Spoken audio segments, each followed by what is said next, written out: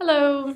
The story I'm sharing with you today is the parable of the Good Samaritan, which is a very well-known story to those of you who are teachers, but may be unfamiliar to the students. So it'll be great for you to introduce this to them or to refresh their memory on the lesson and seek new insight as they get older.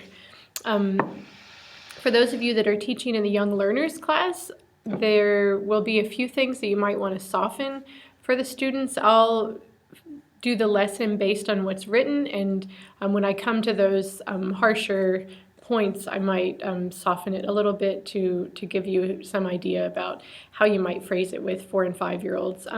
Just things like when we talk about someone getting beat up, you might say they hurt him, and not go into too much detail about the injuries that he suffered. With the older kids, you can talk a little bit more about that just to help them to understand the context of what's going on and how badly he was hurt, how near to death the traveler was.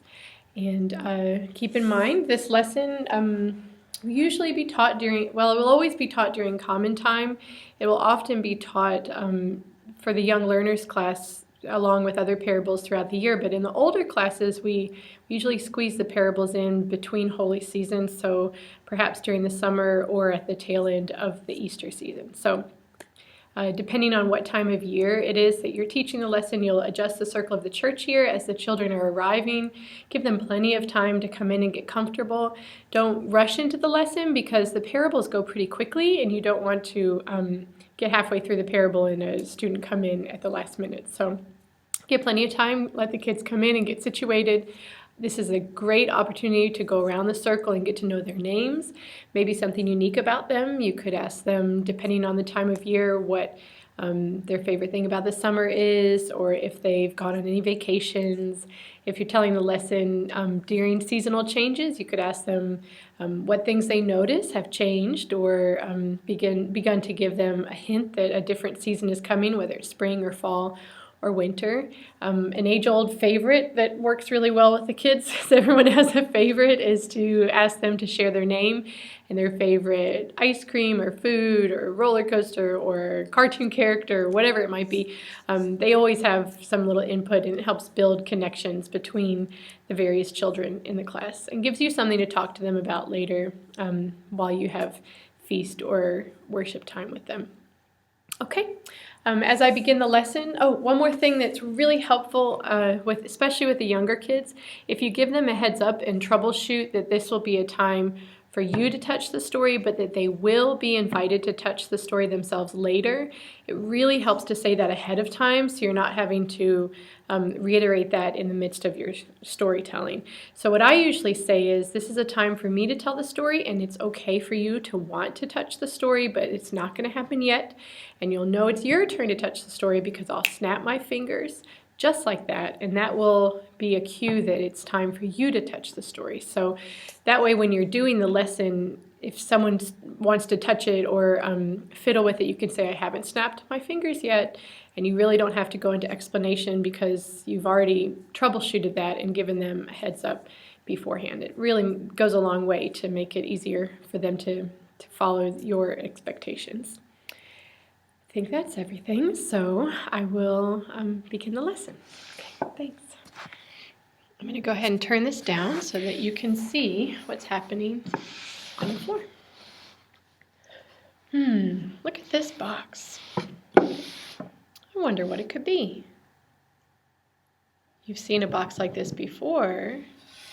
It's kind of fancy, isn't it? It's gold, a little bit shiny. I wonder what this could be. Do you think it's a parable? I wonder. It might be. Parables are very precious, like gold, like this box is gold. Well, parables are like presents. They've already been given to us.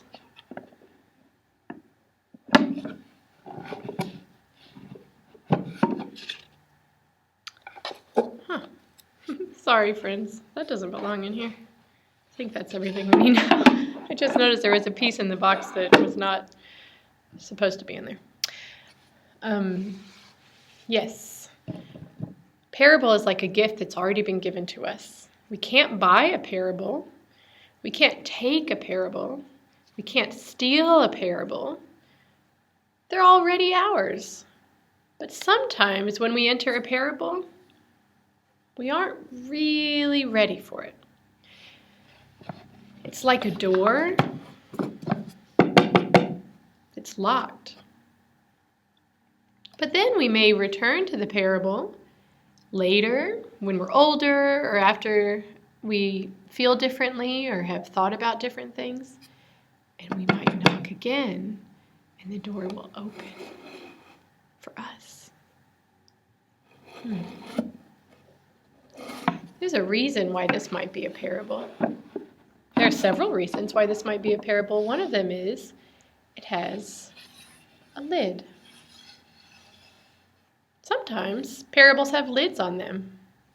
When you lift the lid of the parable, there's something very precious inside. I know. Let's take off the lid and see if this is a parable.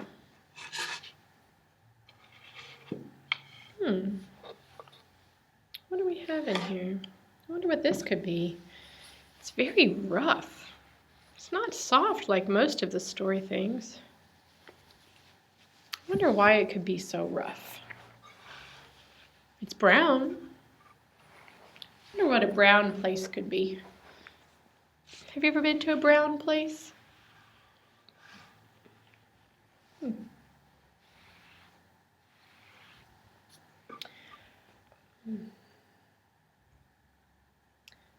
Pardon me for just a moment. I should have checked this box before I began. There's a few things missing.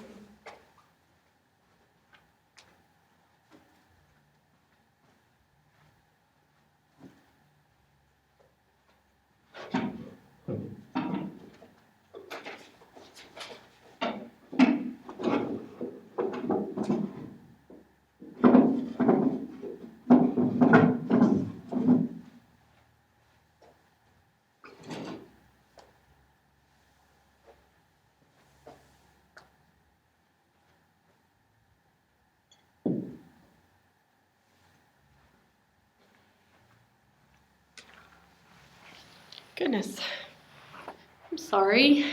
It's a good reminder to check the lesson before you begin. Check the lesson so that it doesn't have missing pieces. Anyways, it's 2 times I've had to pause. Thank you for understanding. Well, here we are. I wonder what this could be. I put one end here. I put the other end there. I wonder what it could be.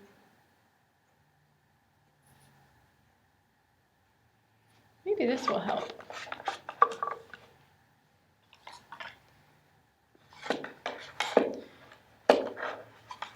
This is a story that includes a place called Jericho and a place called Jerusalem.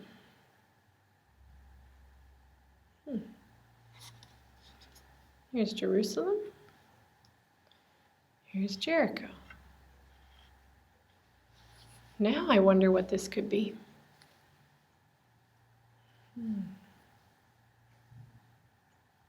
A road? I think so too. Well, let's begin our story. We have everything we need to get started. Once, there was someone who said such amazing things and did such wonderful things that people began to follow him.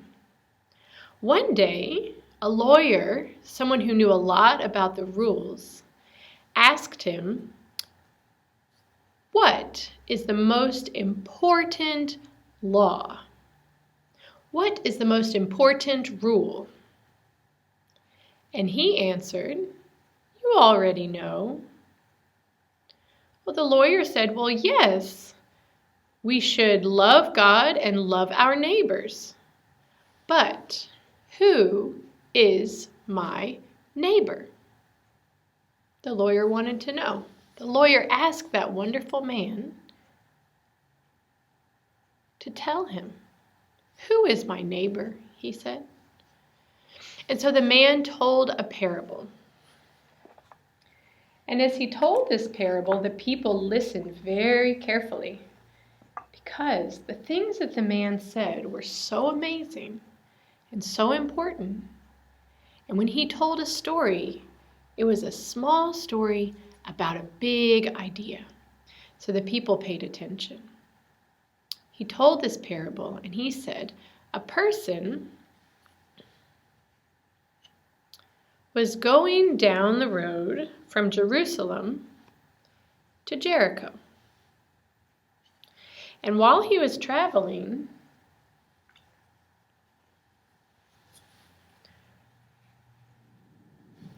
robbers waited, watched, and when he passed by, they attacked him. They hurt him. They took everything he had, and they left him by the road, half dead, and went away and hid again. And the traveler was hurt. He was injured. He didn't have his cloak. He didn't have his staff. He didn't have any food or money, and he was hurt very badly. Well, now some things happened, because this road was a busy road going from Jerusalem to Jericho. And this is maybe the most important part of this story. Some people walked by. One of them was a great priest, someone who worked very hard in the temple. He took care of things in the temple. He worked with people in the temple. He helped people in the temple. He was a very important man in the temple. He was a priest. And as he walked down the road, he saw the man who had been robbed and hurt and left on the side of the road, and the priest walked by on the other side,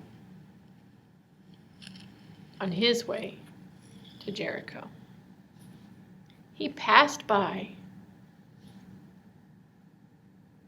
He saw the man who was hurt, and he passed by on the other side. Next, someone called a Levite walked down the road. This is a person who also works in the temple, someone who's very serious about following God's rules, someone who says and does things because of what the law of God says. Well, he was going down the road from Jerusalem to Jericho too. And when he got close to the man, the traveler who was hurt and injured, he walked by on the other side too, all the way to Jericho. He passed by on the other side. He saw the man who was hurt. He saw the man who had been robbed. He saw the man that needed help, and he walked by on the other side. Now, both of these men may have said they had other important things to